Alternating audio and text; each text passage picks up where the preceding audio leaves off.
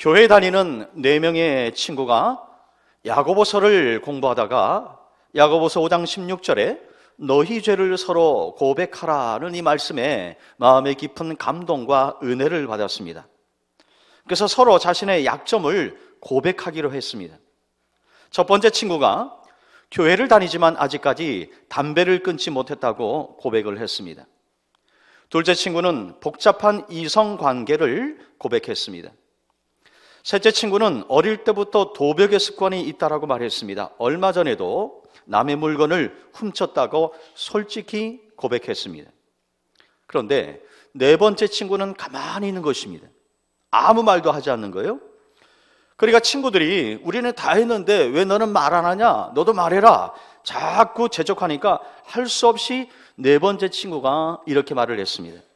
나는 다른 사람의 결점이나 약점을 알면 마음에 담아두지 못하고 꼭 사람들에게 불고 다녀. 그러니까 다들 큰일 났다는 표정으로 서로를 쳐다보았습니다. 보십시오. 사람은 50보 100보 별 차이가 없습니다. 다 연약합니다. 교회를 다녀도 마찬가지입니다. 연약한 인간의 본성이 그대로 남아있기 때문에 그렇습니다. 그래서 사람들은요, 보통 사람을 능가하는 고수가 등장하면 그를 주목하고 특별한 시각으로 바라보게 되는 것입니다. 특히 어려운 시절을 이기고 성공 신화를 쓴 사람을 만나면 아낌없는 박수와 갈채를 보내게 되는 것입니다. 한국 시간으로 지난 10일 오전 미국에서 열린 제92회 아카데미 시상식에서 우리나라의 봉준호 감독의 영화 기생충이 작품상과 감독상 등 사관왕에 오르는 기염을 토했습니다. 한 영화 평론가는요, 한국 영화가 더 이상 변방이 아니라는 사실을 전 세계에 각인시켰다고 아주 높게 평가했습니다.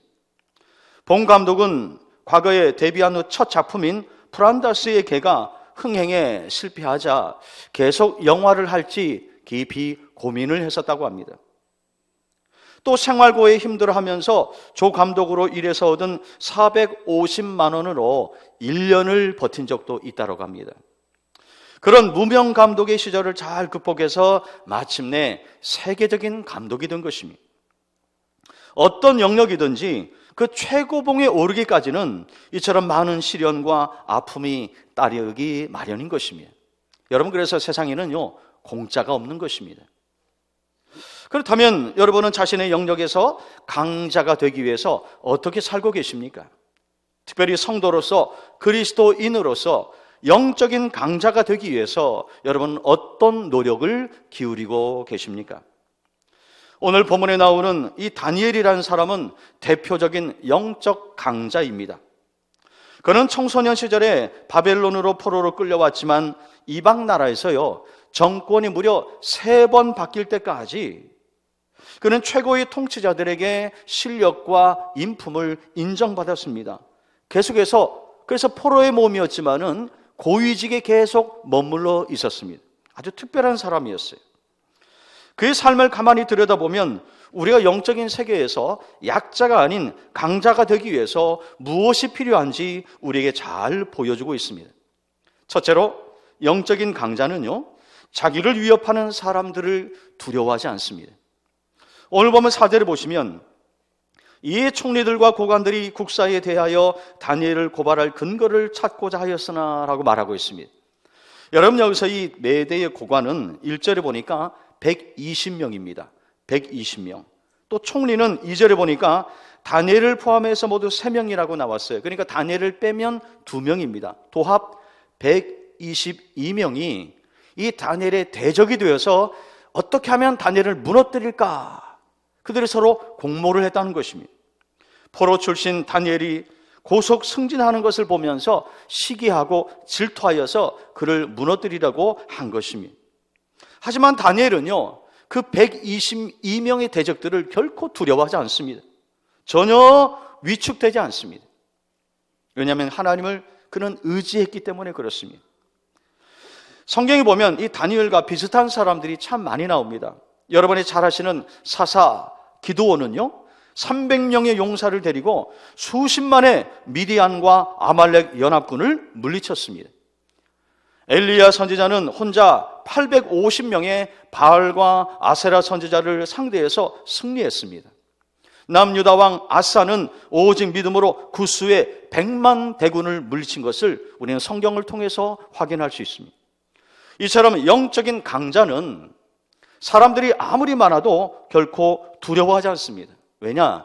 하나님께서 그들보다 더 강하신 분임을 믿기 때문에 그렇습니다. 그래서 사무엘상 14장 6절에 보면 이런 말씀이 나옵니다. 여호와의 구원은 사람의 많고 적음에 달리지 아니하였느니라 그랬습니다. 또한 시인이 이렇게 믿음으로 노래합니다. 여호와는 내 편이시라 내가 두려워하지 아니하리니 사람이 내게 어찌할까. 여러분, 바라기는 하나님을 의지함으로 사람을 두려워하지 않는 여러분이 될 수 있기를 축원합니다. 둘째로, 영적인 강자는요, 평소에 자기 관리를 철저히 합니다. 오늘 보면 4절에 다시 보시면 이 다니엘의 대적들이 다니엘을 넘어뜨리려고 그 작은 꼬투리라도 잡으려고 혈안이 됐습니다. 하지만 그가 진실하고 충성되게 살았기 때문에 그 어떤 그 허물이나 그릇됨도 그들은 찾지 못했습니다. 여러분, 영적인 강자는 이처럼 자기 관리를 철저히 하는 사람입니다. 성경에 보면 다니엘처럼 평소에 자기 관리를 잘한 사람이 누구냐? 바로 사무엘 선지자입니다. 사무엘상 12장에 보시면 그가 마지막 사사로서 본격적인 왕정 시대를 앞두고 이스라엘 백성들을 한 곳에 모아놓고 마지막으로 은퇴의 변을 합니다. 그가 이렇게 말을 해요. 내가 여기 있나니 여호와 앞과 그의 기름 부음을 받은 자 앞에서 내게 대하여 증언하라. 내가 누구의 소를 빼앗았느냐? 누구의 나귀를 빼앗았느냐? 누구를 속였느냐? 누구를 압제하였느냐? 내 눈을 흐리게 하는 뇌물을 누구의 손에서 받았느냐? 그리하였으면 내가 그것을 너희에게 갚으리라 말을 합니다. 그럴 때 백성들이 그런 것이 전혀 없습니다라고 말을 하죠. 그러자 5절에서 이어서 이렇게 말을 합니다. 너희가 내 손에서 아무것도 찾아낸 것이 없음은 여호와께서 너희에게 대하여 증언하시며 그의 기름 부음을 받은 자 사울도 오늘 증언하느니라 그랬습니다. 사무엘은 선지자로 부르심을 받은 그날부터 은퇴하는 그날까지 하나님과 사람 앞에서 정직하고 청렴하게 살면서 자신을 깨끗하게 관리했다는 것입니다. 그래서 그는 항상 매사에 사람들 앞에서 당당했습니다. 그도 역시 다니엘과 같은 영적인 강자였습니다. 자, 그렇다면 우리가 이런 분들처럼 이 영적인 강자가 되기 위해서 구체적으로 무엇을 어떻게 관리해야 될까요? 첫째로, 영성 관리를 잘해야 됩니다. 영성 관리. 말씀과 기도로 경건 생활에 힘쓰면서 나의 믿음, 나의 영성을 늘 관리해야 되는 것입니다. 둘째는 시간 관리입니다. 시간 관리. 하루 24시간을 헛되게 보내지 않게 계획을 잘 쳐서 소중하게 보낼 수 있어야 됩니다. 왜입니까? 이 시간이라는 것은요, 한번 지나가면 다시는 돌아오지 않는 것이기 때문에 그렇습니다. 셋째는 건강 관리입니다. 건강 관리. 가벼운 음식과 충분한 수면과 적당한 운동은 사람의 건강을 지켜주는 최고의 명의다라는 말이 있습니다. 여러분, 한번 건강을 잃으면요, 회복하는 것이 쉽지 않습니다. 그래서 건강은 건강할 때 지켜야 하는 것입니다. 넷째는 물질 관리입니다. 돈 관리예요. 여러분, 물질이 있을 때에 허비하지 않고 규모 있게 잘 활용하면서 또 어려울 때를 잘 대비하는 것이 바로 지혜자의 모습이라는 것입니다. 마지막 다섯 번째는 이미지 관리입니다. 이미지 관리. 한 번 망친 이미지는요, 사람들의 기억 속에 오랫동안 잔상으로 남아 있습니다. 그거 회복하는 거 쉽지 않습니다. 예를 들어서 어떤 사람이 막 혈기를 부르면서 육두문자를 쓰면서 욕을 많이 했다라고 생각해 봅시다. 그 나중에 그 사람이 천사의 말을 할 때 그것이 가증하게 들려요. 왜요? 이미 뇌리에 남아있는 잔상이 있기 때문에 그렇습니다. 그러면 여러분, 아무리 자존심이 상해도 잘 참고 인내하면서 이미지를 잘 좋은 이미지를 잘 유지할 수 있어야 되는 거예요. 이렇게 자기 관리를 잘할 때에 영적인 강자가 될 수 있다는 것입니다. 여러분 모두 다니엘처럼 자기 관리를 잘해서 영적인 강자가 다 될 수 있기를 축원합니다. 세 번째로 영적인 강자는 환경보다 성령에 더 예민하게 반응하면서 믿음을 지키는 사람입니다. 오늘 본문 중에 가장 중요한 것이 이 10절입니다. 이 10절이 오늘 본문의 요절인데, 자, 우리 10절 말씀을요 한 목소리로 같이 읽어봅니다. 시작. 다니엘이 이 조서에 왕의 도장이 찍힌 것을 알고도 자기 집에 돌아가서는 윗방에 올라가 예루살렘으로 향한 창문을 열고 전에 하던 대로 하루 3번씩 무릎을 꿇고 기도하며 그의 하나님께 감사하였더라. 아멘. 여러분 먼저 이 상황을 좀 이해할 필요가 있습니다. 다니엘의 대적들이 다니엘을 책잡기 위해서 뒷조사를 했는데 아무런 꼬투리를 잡을 만한 게 없었습니다. 그러자 아주 비열하게도 이 다니엘의 신앙심을 이용해서 올무에 빠뜨리려고 했습니다. 그것은 다니엘이 하루에 3번씩 조국을 향하여 예루살렘을 향하여서 창문을 열고 하루에 3번씩 늘 기도하는 습관이 있었습니다. 그것을 이용하려고 음모를 꾸미고 있는 것입니다. 하루는 그들이 다리오 왕을 찾아가서 왕을 위하는 척하면서 한 가지 제안을 합니다. 앞으로 30일 동안 누구든지 왕 외에 어떤 신이나 어떤 사람에게 무엇을 구하는 행위, 바로 기도를 말하는 거예요. 그 기도하는 행위를 하면 사자굴에 던져 넣게 하자는 것입니다. 겉으로 보면 다리오 왕을 신격화하고 높여주는 것 같았지만 속으로는요 다니엘을 잡기 위해서 계략을 꾸민 것입니다.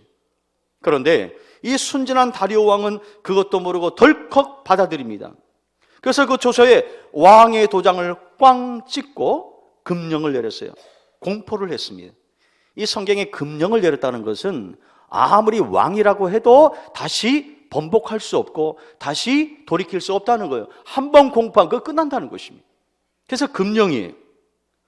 근데 다니엘이 이 소식을 들었을 때의 반응이 금방 우리가 읽은 이 10절에 나옵니다. 보시면요, 다니엘은요 조금도 흔들리지 않습니다. 그는 결코 사람이나 세상의 법을 두려워하지 않았습니다. 오히려 하나님과 하나님의 법을 더 두려워했습니다. 그래서 전에 행하던 그대로 똑같이 하루에 3번씩 예루살렘을 향해서 창을 열고 하나님 앞에 기도했습니다. 그 결과 다니엘은 그를 끔찍히 아끼던 다리오 왕의 안타까움 속에서 사자굴에 들어가게 됩니다. 그때 왕은 자신이 결정한 것을 후회했지만 늦었습니다. 그래서 너무나 속상했어요. 이 다리오 왕이 다니엘을 누구보다 끔찍이 사랑했거든요. 근데 자기 손으로 끔찍이 아끼는 신하를 죽게 만든 거예요. 너무나 후회가 됐습니다. 성경에 보시면 왕은 너무나 안타까웠습니다. 그래서 금식을 했습니다. 그리고 음주 가물을 멈췄습니다. 그리고 밤새 잠을 자지 않습니다. 밤을 샜어요. 그리고 다음날 새벽 일찍이 혹시나 해서 다니엘이 갇혀있는 사자굴로 갔습니다. 그리고 그 사자굴을 향하여 이 왕이 이렇게 외칩니다. 살아계시는 하나님의 종 다니엘아, 네가 항상 섬기는 내 하나님이 사자들에게서 능히 너를 구원하셨느냐. 그때 다니엘이 먼저 왕에게 안보를 여쭙고 이렇게 말을 합니다. 나의 하나님이 이미 그의 천사를 보내어 사자들의 입을 봉하셨으므로 사자들이 나를 상의하지 못하셨사오니 이는 나의 무죄함이 그 앞에 명백함이오며 또 왕이여 나는 왕에게도 해를 끼치지 아니하였나이다. 그리고 이어지는 23절을 보시면 하반절에 이렇게 말씀합니다. 그들이 다니엘을 굴에서 올린즉 그의 몸이 조금도 상하지 아니하였으니 이는 그가 자기의 하나님을 믿음이라. 여러분 이 말씀에서 마지막 하반절을 주목하셔야 돼요. 이는 그가 다니엘이 자기의 하나님을 믿음이라 말하고 있습니다. 여러분 바로 이것입니다. 이것이 바로 영적인 강자가 되기 위한 필수 조건이라는 거예요. 그게 뭐냐? 하나님을 향한 믿음이라는 거예요. 하나님은 살아계시다는 믿음, 이 믿음이 있는 사람이 바로 영적인 강자가 될 수 있다는 것입니다. 그래서 우리가 많이 암송하는 믿음장 히브리서 11장 6절에 이런 말씀이 나와요. 믿음이 없이는 하나님을 기쁘시게 할 수 없나니 하나님께 나아가는 자는 반드시 그가 살아계신 것과 또한 그가 자기를 찾는 자들에게 상 주시는 이심을 믿어야 할지니라. 아멘이십니까? 오늘 본문에 보시면 이 마지막 장면에요, 우리가 읽지는 않았습니다만은 다니엘이 이렇게 구출된 후에 그를 참수하고 모함했던 무리들이요 사자굴에 던져지는데, 그들이 땅에 닿기도 전에 사자가 뛰어올라서 물어뜯어서 뼈까지 다 부서뜨렸다라고 증언하고 있습니다. 하나님의 무서운 심판이 그들에게 임한 것입니다. 그렇습니다. 다니엘이 마침내 믿음으로 승리한 것입니다. 시간을 거슬러 올라가서 다니엘이 사자굴에 있을 때에 그 외롭고 고독한 밤, 죽음의 두려움이 엄습한 그 새벽, 다니엘이 이 찬양을 알았다면 밤새 목 놓아서 불렀을 것입니다. 그게 바로 세상 흔들리고란 찬양입니다. 세상 흔들리고 사람들은 변하여도 나는 주를 섬기리. 주님의 사랑은 영원히 변하지 않네. 나는 주를 신뢰해. 다 같이 오직 믿음으로 내가 살리라. 오직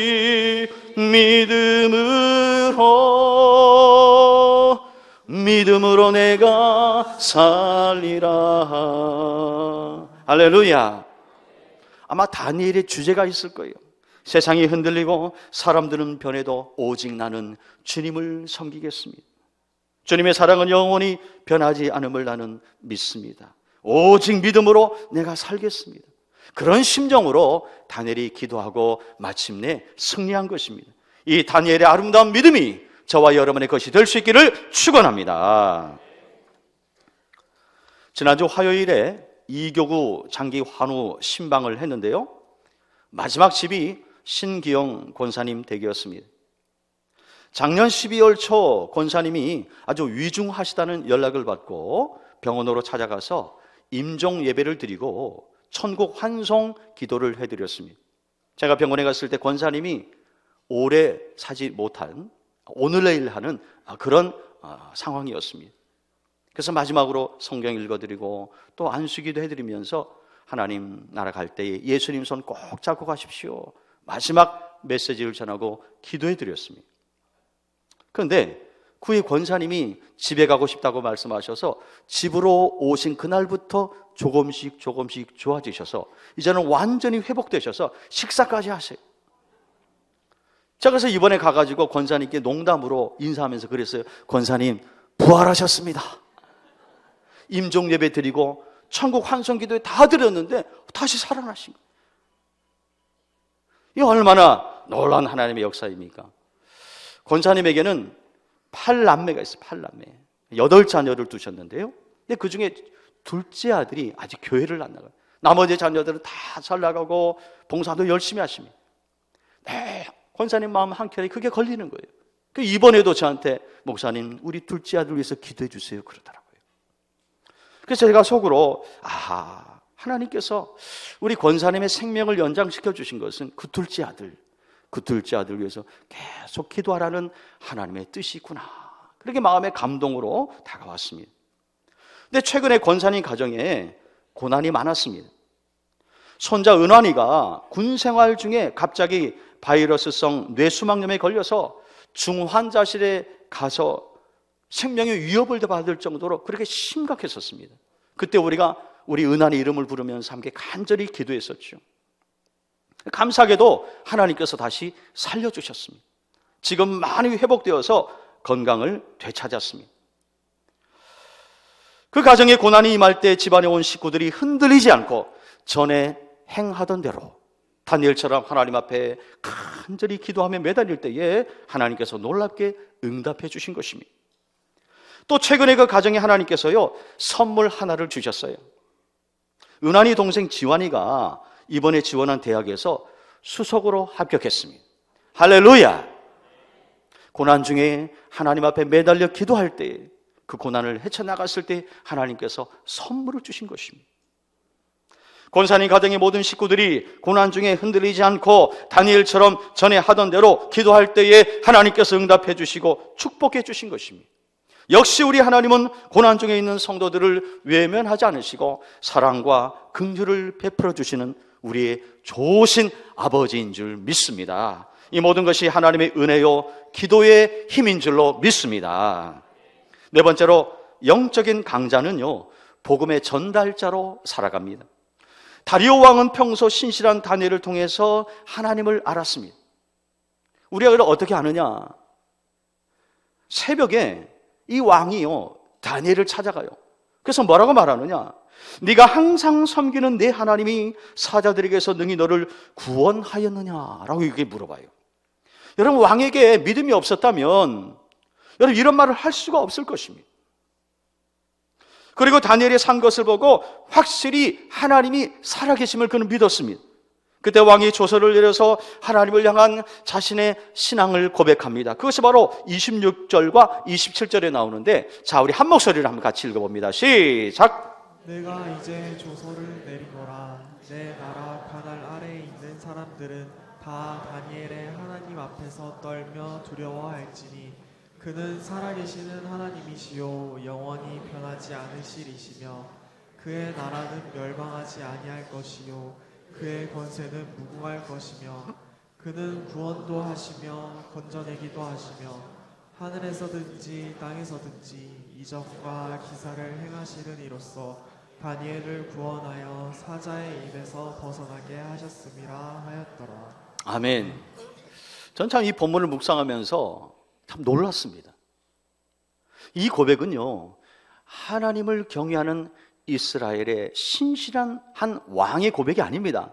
이방 나라 하나님을 모르는 그 나라의 왕이 다니엘을 보면서 이 고백을 하는 거예요.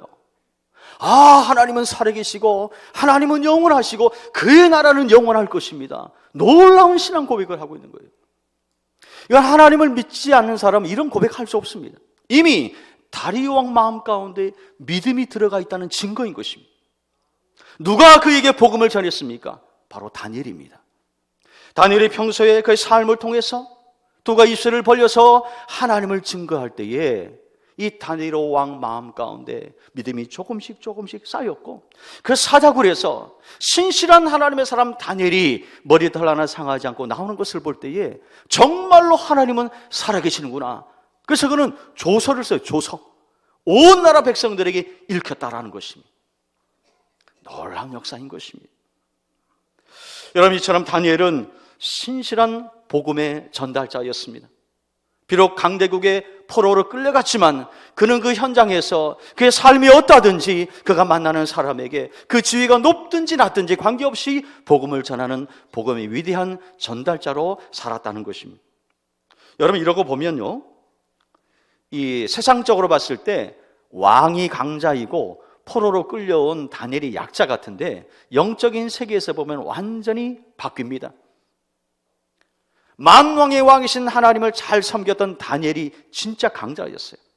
그리고 하나님을 모르고 살았던 왕과 특별히 다니엘을 대적하였던 그 총리들과 고관들이 약자였다라는 것입니다. 그래서 다니엘의 모습 속에서 영적인 강자로서의 향기가 묻어나오는 것을 우리는 볼 수가 있는 것입니다. 그렇다면 여러분은 세상 속에서 어떻게 살아가고 계십니까? 영적인 강자로 살고 있습니까? 아니면 약자로 살고 있습니까? 어느 선교사님이요, 아프리카에서 오랫동안 복음을 전했지만 열매가 없었습니다.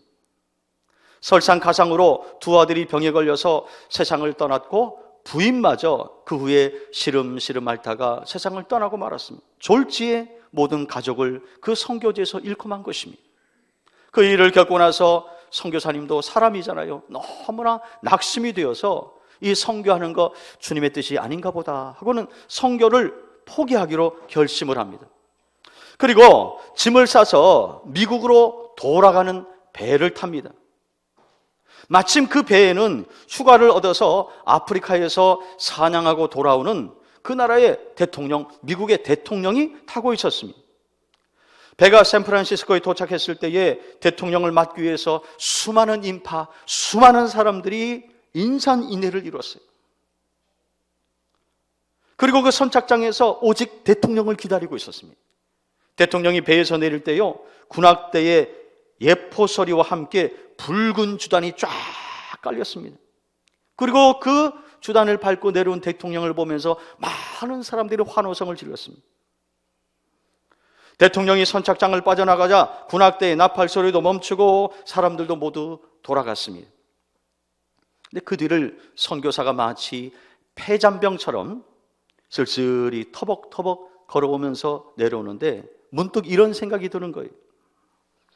휴가를 마치고 오는 대통령은 저렇게 큰 환영을 받는데 평생 오지에서 선교하다가 두 아들과 아내까지 잃고 돌아오는 나를 맞이해 주는 사람은 아무도 없구나.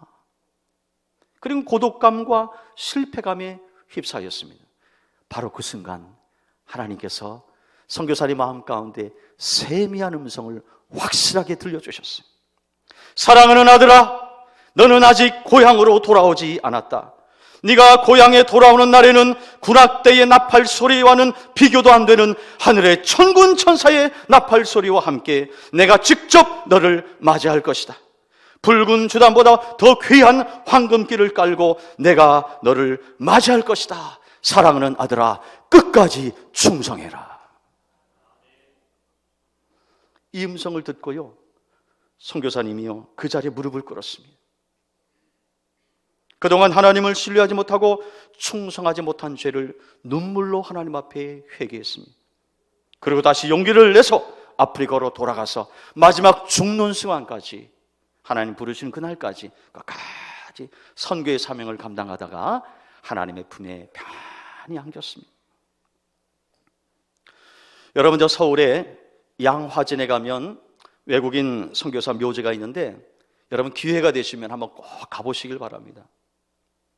거기에는 낯선 조선 땅에 복음을 전하기 위해 오시다가 풍랑을 만나서 바다에서 희생당하신 선교사님, 복음을 전하다가 전염병에 걸려서 돌아가신 선교사님, 또 조선 사람들에게 온갖 핍박과 환난을 당하다가 돌아가신 선교사님들의 묘비가 있습니다. 그 중에 루비 레이첼 캔드릭 선교사님의 묘비에는요 이런 글이 적혀 있습니다. 내게 1000개의 목숨이 있다면 그 모두를 조선 땅에 바칠 것이다. 선교사님들이요 그토록 이 땅과 이 나라를 사랑하셨습니다. 오늘 우리가 이렇게 예수를 믿게 된 것은요 거저 주어진 것이 아닙니다. 그런 선교사님들의 피와 땀과 눈물이 있었기에 오늘 우리가 예수를 믿게 됐고 이렇게 하나님을 예비하는 하나님의 존귀한 자녀가 된 것입니다. 여러분, 이것이 바로 어떤 형편에서도 다니엘처럼 또 사도 바울처럼 평생 복음의 전달자로 살아갔던 영적인 강자들의 품격인 것입니다. 바라긴 여러분도 영적인 강자가 되어서 이렇게 훌륭한 하나님의 사람들처럼 복음을 전하는 복음의 전달자들이 다 될 수 있기를 축원합니다. 존 엘 비커스토크가 세상을 떠나기 전에 이런 기도문을 남겼습니다. 오 주님, 오직 주님만을 두려워하고 다른 어떤 것도 두려워하지 않을 용기를 주십시오. 하나님만을 무서워하고 그 어떤 것도 무서워하지 않는 용기를 주십시오. 사랑하는 성도 여러분, 위기라고 하는 것은 마치 떠오르는 태양과 같아서 자고 일어나면 또 다른 모습으로 우리에게 찾아옵니다. 다시 말해서 위기에는 일상성이 있어요. 위기의 일상성, 항상 위기는 찾아온다는 거예요. 신종 코로나 바이러스가 지나가면 또 어떤 것이 우리에게 다가올지 모릅니다. 위기는 항상 찾아온다는 거예요. 그러므로 중요한 것은 위기가 있느냐 없느냐가 아니라 그 위기를 우리가 어떻게 대처하느냐, 이것이 중요한 것입니다. 여러분, 영적인 강자들은 어떤 위기가 찾아와도 흔들리지 않습니다. 오늘 다니엘 보세요. 다니엘 하루에 3번 기도하는 거 그가 강행하면요 사자굴에 갈아요. 그거 알았습니다. 알았음에도 불구하고 전에 행하던 그대로 변함없이 흔들리지 않고 하루에 3번씩 하나님 앞에 기도하잖아요. 이게 영적 강자의 모습이라. 어떤 분은 신종 코로나 바이러스가 생겨서 당분간 교회 안 가겠다 그래요. 여러분, 그 중에는요 특별한 분들이 계셔서 환자분들 조심하셔야 되죠. 그런데 건강한 사람이 그런 얘기를 한 거예요. 건강한 사람. 그런 얘기가 들을 때 안타까운 것입니다. 여러분, 영적인 강자는요 상황과 조건을 뛰어넘는 사람인 것입니다. 물론 우리가 조심할 건 조심하고 예방할 건 예방해야 됩니다. 그런데 여러분, 너무 위축되면 안 되는 거예요. 우리의 믿음이 위축되면 안 되는 것입니다. 상황과 조건을 뛰어넘어야 되는 것입니다. 이럴 때일수록 성경으로 돌아가서 모이기에 힘써야 되는 거예요. 모여서 이 나라를 위해서 이 바이러스가 속히 지나갈 수 있도록 하나님 앞에 기도해야 되는 것입니다. 대한민국을 위하여 중보하고, 이 땅에 어려움을 겪는, 경제적으로 어려움을 당하는 분들을 위해서 중보하고, 저 중국 땅을 위해서도 기도해야 되는 것입니다. 중국이 이번 기회를 통해서 영적인 각성을 통하여 하나님 앞에 돌아올 수 있도록. 여러분, 최근에 선교사님들이 중국에서 다 추방당했습니다. 교회가 문을 닫고 십자가가 불에 타는 그런 안타까운 일들이 생겼어요. 저는 이번 이 사건이 하나님께서 중국에게 주시는 기회가 아닌가 감동으로 그렇게 다가옵니다. 영적으로 각성하여서 다시 교회가 세워지고 선교사님이 마음껏 복음을 전할 수 있는 환경으로 돌아갈 수 있는 그런 기회로 중국이 삼는다면 하나님께서 반드시 중국 땅을 회복시켜 주실 줄 믿습니다. 그래서 우리는 그 땅을 위해서도 기도해야 되는 것입니다. 대한민국을 위해서도 기도하고 중국 땅을 위해서도 기도하고 이 지구촌의 공포심에 눌린 사람들을 위해서도 우리는 모여서 기도해야 된다는 것입니다. 이럴 때일수록 더욱더 흔들리지 않고 모이기에 힘쓸 수 있어야 된다라는 것입니다. 사랑하는 성도 여러분, 영적인 강자가 누구입니까? 다니엘처럼 상황에 흔들리지 않고 전에 행하던 그대로 예배의 자리를 지키는 사람입니다. 영적인 강자가 누구입니까? 사람과 세상을 두려워하지 않고 하나님을 더 두려워하는 사람입니다. 영적인 강자가 누구입니까? 어떤 형편에서든지 복음의 전달자로서의 사명을 완수하는 사람, 그가 바로 영적인 강자입니다. 바라기는 어떤 위기와 시험 속에서도 흔들리지 않고 믿음을 잘 지켜서 끝까지 승리한 다니엘처럼 여러분 모두 영적인 강자가 되어서 하나님 앞에 영광을 돌리며 살아갈 수 있게 되기를 주님의 이름으로 축원합니다. 축원합니다.